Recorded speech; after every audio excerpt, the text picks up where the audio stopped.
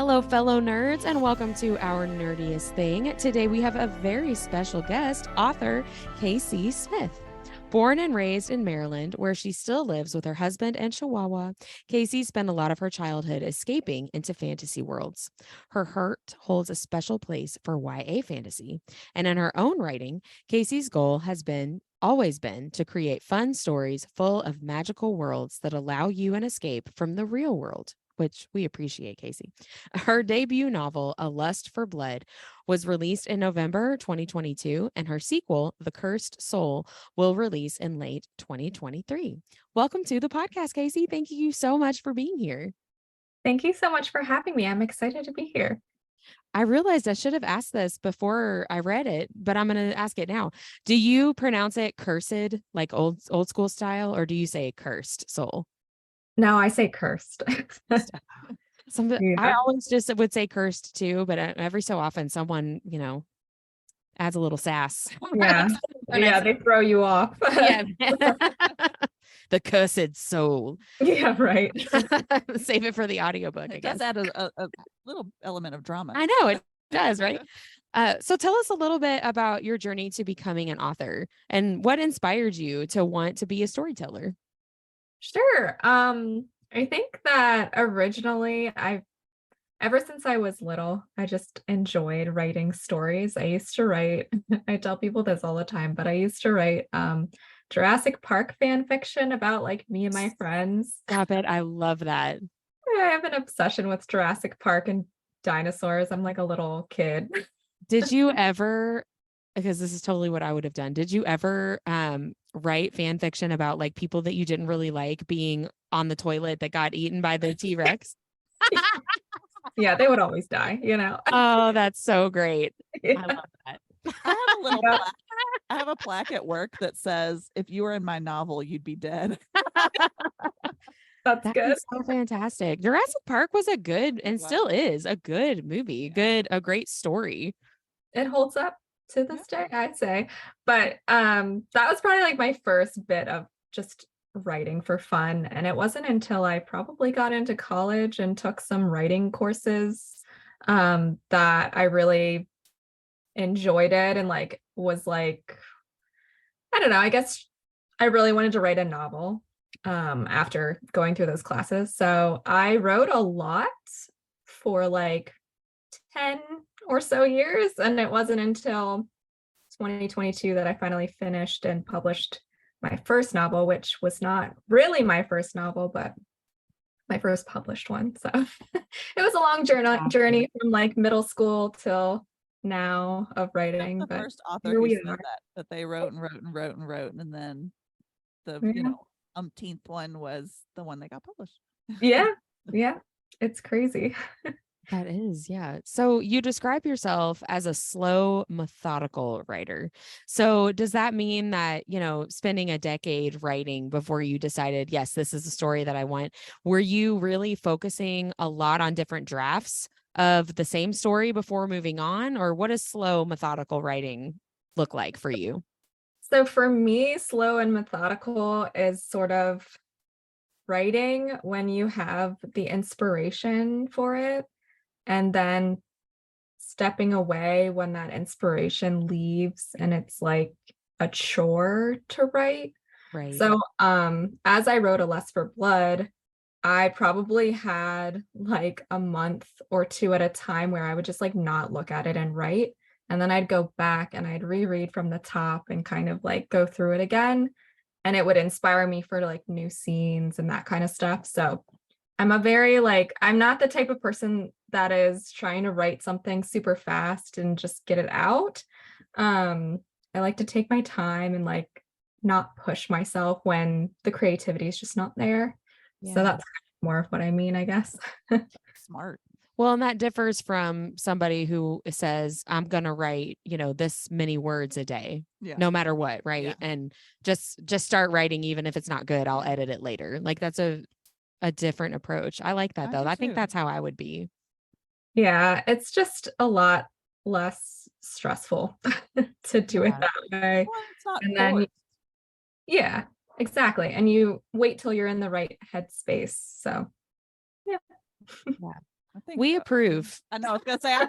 I think people could do that in just about any aspect of their life. Yeah. Yeah. Well, especially with something creative, it's hard to Yeah. push through the not feeling inspired, right? And to Mhm. produce something that you feel connected to and that you feel proud of. Like, I think that's slow, methodical process, I think, is the way to go. Yeah. Gavel. That's the way to be, people. So tell us a little bit about A Lust for Blood and then the upcoming The Cursed Soul. Okay, so A Lust for Blood it's like a reimagining of Dr. Jekyll and Mr. Hyde meets The Witcher is kind of the best way I put it. It's not like a lot of people read that as, oh my gosh, it's like exactly like The Witcher, but it's not. But there's vibes. Yeah. um, but yeah, it's basically about a woman who has a dark side and it comes out and takes over and she can't control it at different times. So sort of like how Dr. Jekyll and Mr. Hyde, like his Hyde side kept coming out and taking it over. And a man who is a monster hunter and he learns about her and so he seeks her out basically to kill her. Wow. Womp womp. Yeah. Is there an element of the like a blackout state when she switches into that kind of Hyde personality? She's not aware of it, but also like not really remembering it later on. So she is more almost like locked inside of her body and watching these things happen from the inside. Aware, but just completely out of control to do anything Yes. about it. Exactly. Well, that's worse than Yeah, it is like, worse. not I'd say, being I don't know what I did. right. There's no plausible deniability, right? Yeah, no. Well, I know that A Lust for Blood kind of opens up with your main character waking up basically in like a field of blood and gore, right? And kind of realizing or coming to terms like, oh, I am the cause of all of this, right? So I would love to hear kind of where that idea came from, because that's a really intense and amazing way to start a story, right? To just go right into the middle of the violence and the action. So kind of what inspired that? It's so funny because I honestly have the memory of a goldfish, even when it comes to my own writing and stuff. I'll literally read back through a like a chapter I've already written, been like, when did I do this? I don't remember. You know what I mean? Like this is So good for me. yeah, right. Like sometimes it's like, oh, this is wow, I wrote that. And then other times I'm like, man, I wrote that. What? But I keep trying to go back and think like what originally inspired that. And I honestly just can't even think of the specific moment. But I do find that kind of the inspiration for the character and who she is and who she becomes is sort of connected to like how I grew up and like became my own person once I got out of the situation I was in. I grew up in a very, I call it a cult to most people, but I grew up in a very, very religious situation where I was in the church 7 days a week. Like I didn't know anybody outside of the church kind of thing. And I was never really there, I guess. I always felt like I was two people, somebody outside of church and like this fake person in church. So it kind of is inspired by that a little bit, just like the idea of two personalities in a way, or just like being two different people. But it's more extreme, obviously, in the book. But Did you have you that know. sort of wake up moment like that? Like you woke up and you were like, what the hell am I in? Is that kind Yeah, of where okay. Yeah. absolutely. Yeah. So it was more that I couldn't get out of the situation. So I never really thought very hard about it. But once I was able to get out of, I went to school in the church. So like when I say I couldn't get out of it, I was kindergarten through 12th grade in the church with the same 20 kids in each grade. So Oh. I grew up with like the same 20 people my entire life. And when I finally went away to college, um, my parents kind of still were trying to get me to be somewhere really close to them and be in the church, but I went away. You said no, no, And it thank was, you. yeah, exactly. And it was kind of then where I was like, I don't know, maybe a couple years after college, actually, that I finally had that like aha moment of, wow, this was all complete bull. And I don't even agree with any of it, honestly. So yeah, it's a whole thing, but yeah. Well, I could definitely see how you might be drawn to write a character, not just a dual personality, right? But also that Yeah, feeling of I'm aware of what's going on, but I'm completely out of control to Yeah. do anything about it. I can yeah, totally see where that comes from. Do exactly. you because I feel like a lot of the authors that we talk to, they talk about their characters and the stories as its own thing, right? Like it's not really an idea that came from them. It's something that existed outside of them that like presented itself to them. Do you feel like that with your characters and your story as well? Or do you feel more connected to those as your ideas since it's kind of inspired by stuff you lived through? For A Lust for Blood, I do feel more connected because the male character is very much like my husband, I would say. He like a lot of Nice. the mannerisms of that character are exactly like him. I used him for a lot of it, but I this is gonna sound really bad, and I have no issue with religion. It's just like my own personal thing, but I like to say that my husband saved me from Jesus. Uh, It really wasn't it really wasn't until I met him that I kind of began to see things differently and like make my own thoughts and decisions on stuff. So yeah, that both of the characters I feel like are very much personal to the both of us. So, but for the Cursed Soul, I actually do find it different. Those characters, I'm not really like, I don't have any sort of personal connection to any of them. It's more just a story that is there. So, that one That feels presented more, to itself to you. yeah, that its own entity kind of thing. yeah, That's what exactly. so many I authors know. describe it like that, Yeah. right? Like, this character introduced themselves to me in a dream or whatever. And I've had a couple of ideas for things. I'm like, that could be a cool story, but it doesn't feel like its own outside of me thing. I'm like, well, that must mean that it's dumb. Oh, never, never. I would say so the Cursed Soul is I know you asked about that. I didn't say anything about it though, but it's a pirate fantasy adventure. It's a little more on the YA side, so there's no romance or steam or anything in it at all. It's just like straight fantasy adventure. And that one is actually a short story that I wrote in one of my college classes. And there was always kind of like more to that idea that I had in my mind. Yeah. And so I kind of connected it to the world of A Lust for Blood and wrote the rest of the story. That's So like your characters were like, I am ready to be in your book. So let's go. they moved over. Yeah, right. They I pulled love the other that. story. So is a cursed soul, are they characters that you meet in a lust for blood, or are they new characters just in that same like universe? It's new characters in the same universe. The Cursed Soul. I'm making things very confusing, but I hope it works out. They're your books, so you get to do whatever you want. Yeah, right. So the Cursed Soul is a couple hundred years after A Lust for Blood. Oh, okay. And there is one character who does make an appearance, but nobody would know who he is unless they read A Lust for Blood, basically.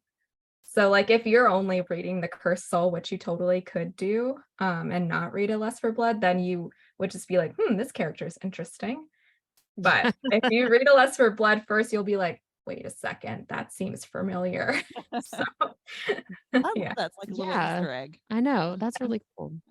Yep. So on our podcast, obviously we talk a lot about books, but we also talk about other nerdy things that we love too. And we like to talk about our fandoms, whether they're book related or video games or TV shows or whatever. So we would love to hear what kind of fandoms you might be a part of, what other nerdy things you love besides just your book, writing your books, right? Yeah, absolutely. I am a very, very big and Game of Thrones fan. So I've read all of the books multiple times. I've read like, all of his extra books, the Knight of the Seven Kingdoms, the Fire and Blood, all of them. I love them. So I'm super big into that world. Other than What did you think of the last season of the show? I know that was a uh, controversial, it No. was not good. not No. not for you, huh? The thing about the last season, did you both watch Game of No, Thrones? my brother and sister are into it. My brother more so, and they keep telling me to get into it, and I'm just like, it's I'm too not a many. huge TV watcher. It's too many things. It's a big So- commitment. Yeah. right. So the thing about the final season that everybody hates is that all of the seasons leading up to that one, there were these huge character arcs for like at least 5 or 6 of the characters. Mhm. And when you got to the final season, it was like the writers just forgot about everything. And then those characters just ended up being right back at the start and doing basically what they were doing the first season. And you're like, Like reverted, yeah. Oh, what happened? Did they forget? Yeah, it just didn't work. So no, that That'll be would frustrating. me either. yeah. Yep. But I do love that. I'm also a really, really big fan of the normal one that everybody's a fan of, Harry Potter. I have an obsession. Oh, would you call that normal? More mainstream. Yeah. Yeah, I don't know. I just I grew know. I up would with love Harry them.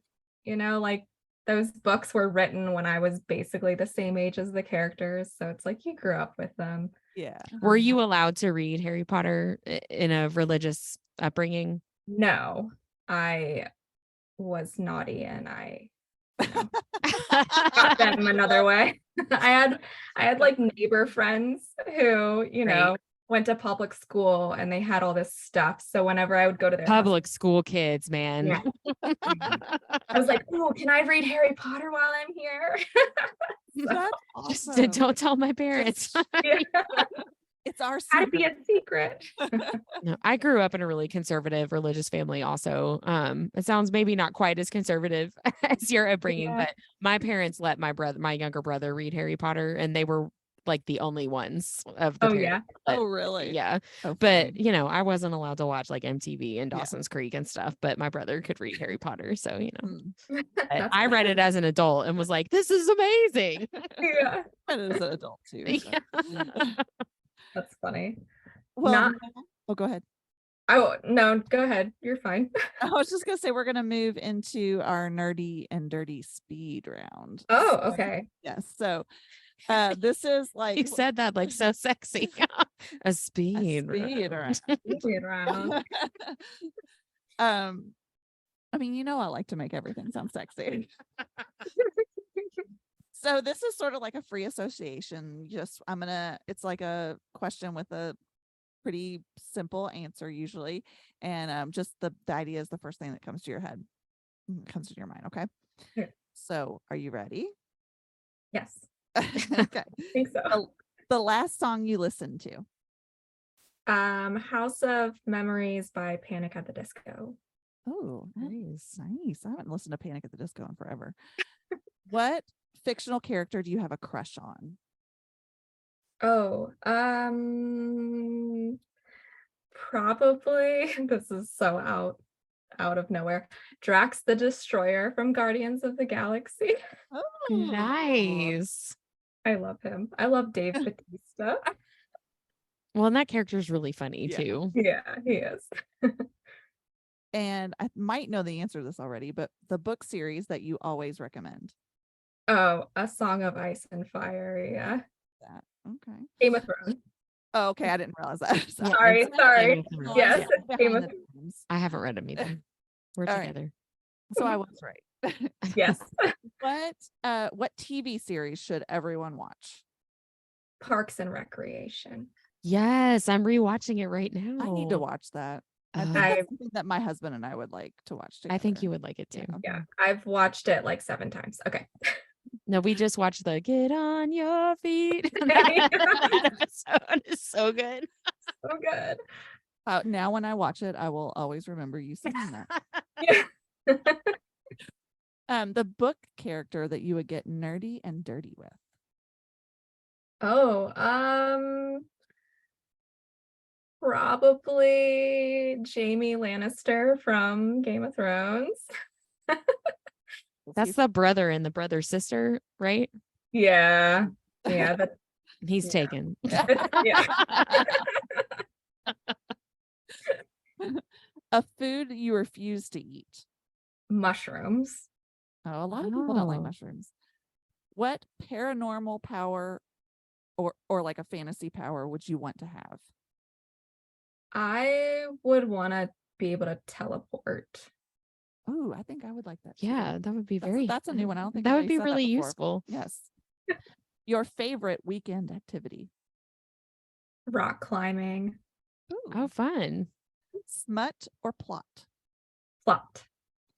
Your favorite childhood book. Harry Potter. Currently reading or the last book you finished and loved. Bookshops and Bone Dust by Travis Baldree. Ooh, I haven't heard that Yeah, one. I don't know that one. TBR time. And then finally, this is super important. Cake or pie? Pie. Yes. I feel like pie's winning. It might be. Yeah. I'm a pie girl too. Yeah. Key lime pie is my ultimate favorite dessert. Oh, I love key lime pie too. It We- has to be the real stuff though. It has to be yellow, not green. Yeah. We talked to Isabel And Olmo she said the same thing. earlier tonight, and she said key lime pie also. That's Oh, so fun. really? Yeah. That's hilarious. All right. So moving on. This is not really a speed round, but I guess it could can sort be, of be. yeah. But it doesn't have to be as speedy. But Okay. we call this section 3 tough questions. Uh-oh. Okay. So these are all kind of about your writing and being an author and that kind of stuff. So the first one is a scene that you edited out but really, really wish you could have kept in. Oh, I actually have a good one for this one. There was this entire scene I wrote that was basically like a love letter to coffee. And it didn't really fit the vibe of A Lust for Blood, so I ended up just scrapping it. But I feel like it'll make an appearance in another book later That's because so I funny. love So it. cool. So it's not a lust for coffee. Oh, It no. could have been. That could be the title of the bonus chapter. Yes. Yeah. yes. I love that. That's awesome. Okay. A super specific detail about one of your characters that doesn't necessarily affect the story at all, but is something that makes you love them. That's an interesting question. I think I don't know. I don't know why this is the first thing that came to mind. It's very random, but the male character in A Lust for Blood is a very hairy man, and I love that about him because I love a hairy man. I love a hairy My man as husband's well. a hairy man, so clearly I love a hairy man. Yeah. Yeah. If they don't have chest hair, That is the Yeah, perfect answer to that's- that question. by the I way. love that. Yes, that is exactly what we were looking Yes. for. perfect. Bravo. Yeah. All right. So, and the final tough question: what is a writing? That's hard to say. I know. I think A I did that too. writing ritual that might make you seem a little unhinged. Oh, interesting. I guess maybe I tend to handwrite like all of my chapters before I type them up. It Oh, just that is different. yeah, I don't Yeah, know. I It's think weird, people but would it think that was weird. Yeah. I totally get that. But Yeah, I do too. yeah. It just for some reason like gets my mind going when I handwrite it versus like on a computer. A lot of the times I'll stare at the screen forever and I don't write anything. Are you a kinesthetic learner? Like I'm a kinesthetic learner. I don't like lectures and I don't like visual aids. I want you to tell me how to do something and I want to be using my hands when I'm doing it. Yeah, I have to do something to learn it Yeah, well. me too. I always had to take notes because if I didn't take notes, I That's how wouldn't I am. remember what Yeah. I did. Yeah. Yeah. Yep, that's me. It's typical. Most of the population are kinesthetic learners, but most of our learning is presented visually. Did you know that? I'm not surprised by that. Yeah, I'm not surprised either, but yeah, Mhm. that's crazy. All right. So moving on. Now we're going to the section called 4 random questions. So these are just random questions, They are random. but they're fun. All right. So first one is, what's the most embarrassing thing that you've ever said in a public setting? That is really random. Um, I'm trying. That's a hard one because, like I said, the memory of a goldfish. I can tell you one of mine. Yeah, you tell me one of yours. We were at a big this was at Deb's birthday dinner Oh, no. a couple weeks ago, and we were all sitting like not with our partners, and the server was trying to figure out like who's on the check together. And so I referenced my husband, who is not a black man, and said, I'm with the black guy. Like I misspoke because he was wearing a black shirt. He was wearing a black shirt, which like everyone on that side of the table was, first of all. Okay. So whatever. So the server like was looked at like, me, huh? and everybody thought that I was like making a joke about his anatomy, Oh, if you know what I mean. And everybody like jumped on that and like made a bunch of comments, and I wanted Yeah. to die. Like I wanted to die, but it was really fun.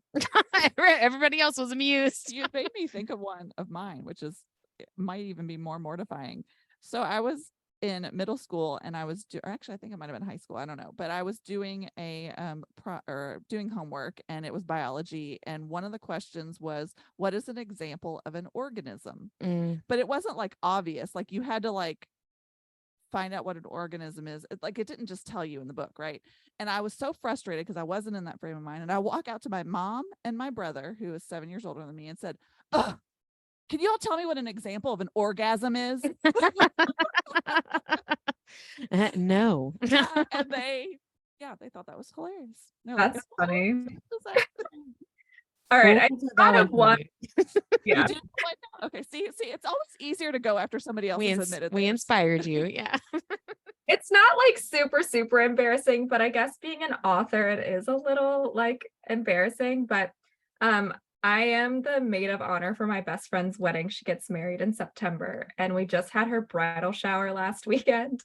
And they said to write, like on the name tags we had, they were like, write, you know, who you are in regards to like Caitlin. Caitlin is we have the same name. Anyway. So I wrote maid of honor, but I wrote maid like MADE instead of, you know, the other way. Yeah. And Been there. yeah. And Caitlin was like, wow, I'm surprised. Like, do you know what you did to your name tag? And I was like, what are you talking about?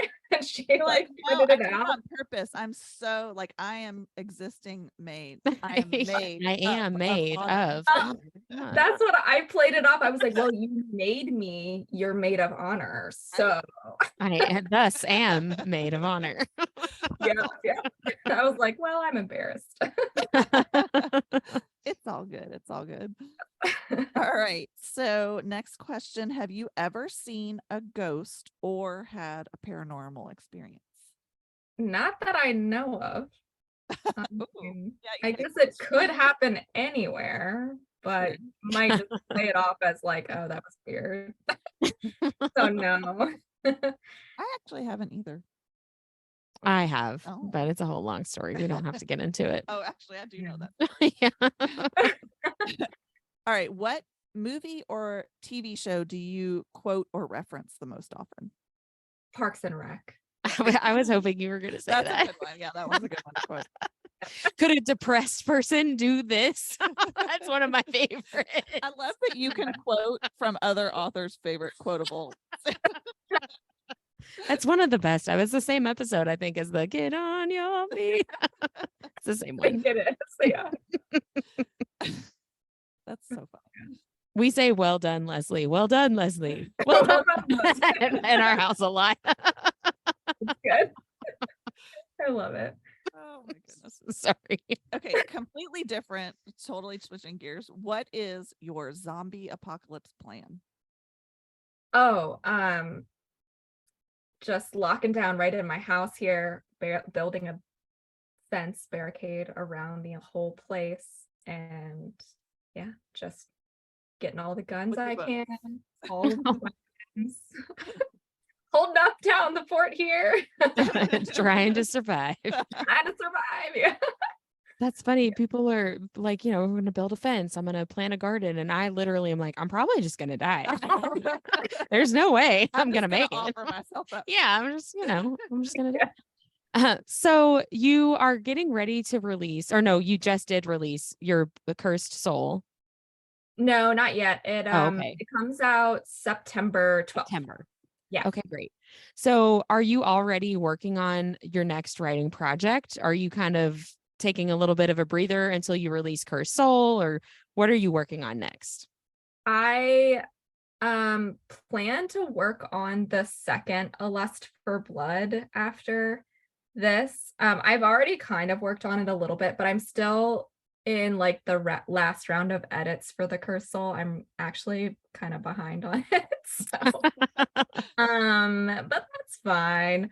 Mood. Right, yeah. Yeah, exactly. Yeah, exactly. I think I like looking back, I maybe should have asked for like to push my date out a little bit further. But it's nothing that like anybody could have done because I just work, like my day job just really picked up. So I just didn't have as much time to work on it. But anyway, yes, the second book to A Lust for Blood is called A Thirst for Power. So Ooh. that one is next up. So this will be a more like a traditional sequel, not just in the same universe, but like the same characters and everything. Yeah, the same characters and everything. Yep. Fantastic. That'll be exciting. Again, added to the I know, TBR. right? So Yeah. we got to meet and talk to you at Imaginarium last year. Do you have any other events or book signings or anything appearance wise coming up? I do. I think it's September 10th and 11th. I'm going to be at the Baltimore Comic-Con convention. Awesome. Yeah, that should be fun. I've never been to it before, so hopefully it's good. Yeah. And then there's this other event at the MGM Hotel and Casino in DC called DC Bookstars, like Casino Royale. And I'm going to that. That's August 7th, I believe. Or no, wait, sorry, October 7th. So those are the two this year. And then next year I am going to Imaginarium again. Yay. Yeah, so I'm excited about that. And then I'm also going to Readers Take Denver next year also. Deborah will Deb be there. will be there. Yeah. Deb's going really? for her design company. Yeah, Yeah, she'll be a have vendor. Yeah. Oh, awesome. That'll be fun. Yay. You'll have to tell her that you're going to be there too. That's awesome.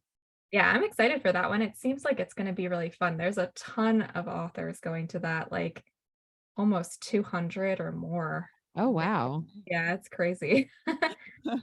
Yeah, that'll be super fun. Really busy. Very So- busy. Where can we buy your books? Where's your preferred vendor? You can buy them pretty much anywhere, like online.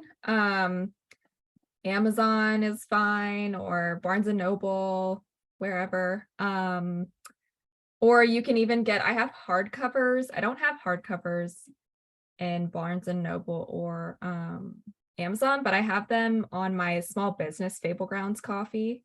So you can buy those there too. Cool. Yeah, awesome. And where can we find you online? I am on Instagram mostly. Balancing Books and Coffee is my handle. I also have the same handle on TikTok. It's Balancing Books and Coffee, but I'm not on there very often because I don't really understand it. Me either. Try my best. I'm on TikTok much more to watch other people's TikToks than I am to actually create anything myself. Yeah. Exactly. Me No, I too. totally understand that. Yeah. So balance books and coffee is your handle. Okay. Yes. And then our final question on the podcast, we love to end every episode talking about our nerdiest thing of the week. And a lot of times it's book related, but it doesn't have to be. So we would love to hear what your nerdiest thing of the week was. Anything at all that you really just felt like, yes, I nerded out and it was awesome. I mean, I think I rewatched like all of the Jurassic Park movies this week. I love that so much. That's Love it. yeah. That's another fandom that I'm like hardcore into, but I think you realized that from the beginning. Bringing it back full circle. Yeah. I used to teach with a girl that, I mean, she's obsessed with Jurassic Park also. And we used to show Jurassic Park at the end of the school year. I can't remember how we justified like what the educational purpose was. Yeah. I mean, there is a book. Prehistoric era. That's so great. History. So Yes. including the new ones, right? I did watch those too. I don't like them as much, but Yeah. they're fine, you know. The original. Yeah. The original trilogy, I guess. Yeah. The first one's the best. It really is. I think the second one, there's like a woman in it that annoys the heck out of me. She has like short blonde hair, and I'm just like, you need to get eaten by a dinosaur. Can't handle you. But yeah. That's awesome. Might be the third one. I don't know. The mom. The mom. Yeah. Tia Lee. Yeah. Yeah. I know what you're talking about. She's the worst. Oh, that's so funny. Well, thank you so much for being on the podcast. It was really nice to meet you at Imaginarium and get to chat with you just a little bit, but it's been really awesome to get to talk to you more tonight and get to know your love of Harry Potter and Game of Thrones and all that stuff. We'll definitely have to go out and get a drink or food or something when we go to Imaginarium. Oh, for sure. Yeah, that would be a lot of fun. Yeah, thank you so much. Thanks for being with us. Have a good night. You too. Bye. Bye.